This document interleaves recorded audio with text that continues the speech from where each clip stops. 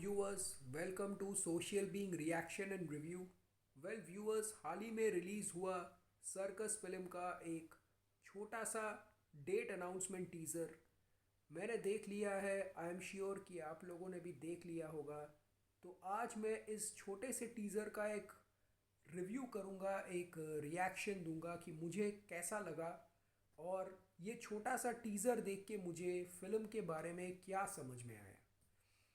Teaser शुरू होता है। शुरू में दिखाया जाता है सर्कस का एंटायर स्टार कास्ट एक साथ बैठी हुई है। पीछे बैकड्रॉप में एक सर्कस का सेटअप लगा हुआ है और सारे कैरेक्टर्स अपने आप को इंट्रोड्यूस कर रहे हैं। टीज़र देख के हमें समझ में आ गया इस फिल्म में रणवीर सिंह का डबल रोल है और जैकलीन फर्नांडिस के साथ एक रणवीर सिंह का पेयर अप है और दूसरी रणवीर सिंह का जो पेयर अप है वो पूजा हेगड़े के साथ है। उसके अलावा इस फिल्म में नज़र आएंगे वरुण शर्मा, जिनका भी एक डबल रोल है, और उसके अलावा इस फिल्म में नज़र आएंगे संजय मिश्रा, जॉनी लीवर, मुकेश तिवारी, यानी कि एक तगड़ा सपोर्टिंग कास्ट। सारे कास्ट यहाँ पर बेसिकली इस फिल्म के बारे में थोड़ी सी इन्फॉर्मेशन ऑडियंस को दे रही थी, यानी हमें दे रही थी। उन्होंने ये भी कह दिया कि क्रिसमस को पिक्चर आ रही है और 2 दिसंबर को इसका ट्रेलर लॉन्च होने वाला है। वेल ये टीज़र बहुत ही छोटा सा एक टीज़र था, 1 मिनट का था, लेकिन मैं बताने की कोशिश करूँगा मुझे कैसी लगी और मुझे फ़िल्म के बारे में क्या समझ में आया। टीज़र देख के to be very honest viewers, मैं थोड़ा सा डिसअपॉइंटेड ही हुआ। इसका कारण मैं आपको बता रहा हूँ। इसका मेन 2 कारण है। सबसे पहला जो कारण है, अगर आप इस फिल्म की सपोर्टिंग कास्ट को देखेंगे, जैसे सपोर्टिंग कास्ट में इस फिल्म में नज़र आएंगे संजय मिश्रा, जॉनी लीवर और ज़्यादातर के वही एक्टर्स जो रोहित शेट्टी के हर फिल्म में नज़र आते हैं, मुकेश तिवारी। तो ज़्यादातर के जो सपोर्टिंग कास्ट है, जो कैरेक्टर्स हैं, वो ज़्यादातर के वही है जो रोहित शेट्टी की सारी फिल्मों में नज़र आते हैं। और यहाँ एक चीज़ मैंने गौर किया, कॉमेडी तो अच्छी खासी कर रहे हैं ये सारे एक्टर्स, क्योंकि ये सारे एक्टर्स उम्दे एक्टर्स हैं, बहुत ही एक्सपीरियंस एक्टर्स हैं। जैसे जॉनी लीवर हो गया, मुकेश तिवारी हो गया, संजय मिश्रा, ये सारे एक्सपीरियंस एक्टर्स हैं। लेकिन इन सारे के जो कैरेक्टराइजेशन है इन सारे एक्टर्स के, वो मुझे सिमिलर लग रहे हैं। जैसे कि रोहित शेट्टी की पिछली फिल्मों में भी इन्होंने जिस तरीके का कैरेक्टराइजेशन किया था, जिस तरीके का कैरेक्टर निभाया था, रिपीटेटिव लग रहा है। जैसे मैं आपको एग्जांपल दे रहा हूँ, आप देखेंगे जॉनी लीवर इस छोटे से टीज़र में जिस तरीके का कॉमेडी करने की कोशिश कर रहे हैं, इसी किस्म का कॉमेडी उन्होंने रोहित शेट्टी की गोलमाल 3 में कर चुके हैं। मतलब उसी तरीके से डायलॉग बोल रहे हैं, उसी तरीके के एक्सप्रेशंस दे रहे हैं। या फिर आप मुकेश तिवारी को देखिएगा, मुकेश तिवारी तो वसूली भाई का ही समझ लीजिए कैरेक्टर निभा रहे हैं इस फिल्म में भी। उनका जो बोलने का डिक्शन है, उनका जो एक्सप्रेशन है, वो बिल्कुल हूबहू वसूली भाई, यानी गोलमाल सीरीज़ का जो उनका सबसे पॉपुलर कैरेक्टर है, उस कैरेक्टर की तरह ही लग रहा है। मतलब ऐसा लग रहा है कि गोलमाल से निकल के वो सर्कस के सेट पे आ गए हैं। कैरेक्टर सेम है, एक्टर सेम है, कैरेक्टर में कोई वैरायटी, कोई नयापन नहीं नज़र आ रहा है। Same goes with Sanjay Mishra. Sanjay Mishra एक बहुत ही उम्दा एक्टर है, लेकिन उनका भी आप देखेंगे डायलॉग बोले का टिपिकल स्टाइल, उनकी एक्सप्रेशंस वैसी ही है जैसी रोहित शेट्टी की पिछले फिल्मों में वो बोलते आए हुए, डायलॉग बोलते हुए आ रहे हैं। जैसा उनका एक्टिंग रहा है, जैसा उनका कॉमेडी रहा है रोहित शेट्टी की पिछली फिल्मों में, वैसा ही लग रहा है।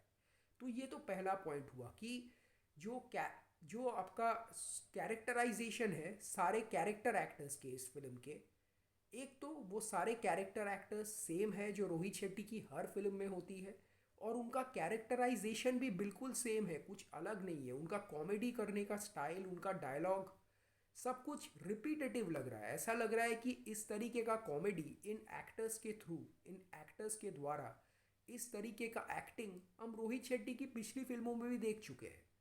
तो ये पहला कारण था जिसने मुझे डिसअपॉइंट किया। दूसरा कारण पे अब आते हैं। इस फिल्म के टीज़र में रणवीर सिंह ने और बाकी एक्टर्स ने हमें ये भी कहा फिल्म के बारे में कि ये जो फिल्म है ये 60s के एरा पे बेस्ड है। उसका हिंट दे दिया कि हम आपको 1960s में लेके जाएंगे। आप एक चीज़ देखिए, इससे पहले बॉलीवुड में जितने भी फिल्में बनी हैं जो कि इस एरा के ऊपर बेस्ड नहीं है, मतलब हमारा जो करंट एरा है उसके ऊपर बेस्ड नहीं है बल्कि प्रीवियस एरा के ऊपर बेस्ड है, वो सारी की सारी फ्लॉप रही है। मैं आपको एग्जाम्पल दे देता हूँ। एग्जाम्पल के तौर पे आपको याद होगा, बहुत साल पहले अक्षय कुमार की ऐश्वर्या राय की एक फ़िल्म आई थी। उस फिल्म को प्रोड्यूस किया था विपुल अमृतलाल शाह ने। फिल्म का नाम था एक्शन रिप्ले, जिसमें आदित्य रॉय कपूर ने डेब्यू किया था एज एन एक्टर। अगर आपको याद होगा, वो फिल्म भी एक पास्ट एरा के ऊपर बेस्ड था। कहानी भी आपको याद होगा, अक्षय और ऐश्वर्या आदित्य रॉय कपूर के पेरेंट्स होते हैं। एक टाइम मशीन के थ्रू आदित्य रॉय कपूर चले जाते हैं पुरानी सदी में, मतलब प्रीवियस एरा में। उसी के ऊपर कहानी थी, पिक्चर नहीं चली थी। तो ये था फर्स्ट फिल्म। उसके अलावा और भी बहुत सारी ऐसी फिल्में आई हैं, जैसे कि थी साजिद खान ने रीमेक किया था हिम्मत वाला। हिम्मत वाला भी अगर आप देखें तो एक प्रीवियस एरा के ऊपर बेस थी। उस पिक्चर का भी क्या हाल हुआ था हम सबको पता है। तो आज तक बॉलीवुड में जितनी भी फिल्में आई है जो कि करंट एरा पे बेस्ड नहीं है, जो कि प्रीवियस एरा पे बेस्ड है, उन फिल्मों को ऑडियंस ने हमेशा रिजेक्ट ही किया है। सिर्फ एक ऐसा एग्जाम्पल है, ऐसी फिल्म जो कि पास्ट एरा पे बेस्ड है, जो चली थी, जो ब्लॉकबस्टर हुई थी, वो थी शाहरुख खान दीपिका पादुकोण स्टारर ओम शांति ओम। लेकिन उसका भी रीज़न मैं आपको बता देता हूँ। उसका रीज़न ये है कि वो पूरी फिल्म पास्ट एरा पे बेस्ड नहीं थी। वो री इनकारनेशन के बारे में फिल्म थी, जिसमें फर्स्ट हाफ पास्ट एरा में बेस्ड था, प्रीवियस एरा में बेस्ड था, सेकेंड हाफ करंट एरा में बेस्ड था। तो वो ऑडियंस को समझ में आई थी। तो ये है सेकंड कारण। हम लोगों ने देख लिया, जितनी भी फिल्में बॉलीवुड में पास्ट एरा के ऊपर बेस्ड आज तक बनी है वो नहीं चली। तो दोस्तों, ये दो रीजंस की वजह से मुझे टीज़र को जमा नहीं। मुझे लगा कि रोहित शेट्टी जैसी कॉमेडीज़ बनाते हुए आ रहे हैं इतने साल से, इसमें भी मुझे कुछ नयापन नहीं लगा। मुझे सेम चीज़ लगा, रिपीटेटिव लगा। मतलब स्टार कास्ट भी ऑलमोस्ट सिमिलर है, जो सपोर्टिंग कास्ट है उनकी एक्टिंग स्टाइल भी सिमिलर है, उनकी कैरेक्टराइजेशन भी सिमिलर है। हो सकता है मैं गलत हूँ, ये सिर्फ 1 मिनट का एक टीज़र था।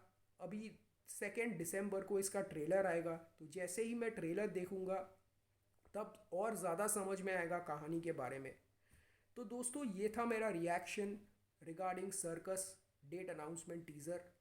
आप मुझे बताइए कि आप मेरे इस ओपिनियन से कितना रिलेट करते हैं, कितना अग्री करते हैं या कितना डिसएग्री करते हैं। तो मिलते हैं अगले वीडियो में, तब तक देखते रहिए सोशल बीइंग रिएक्शन एंड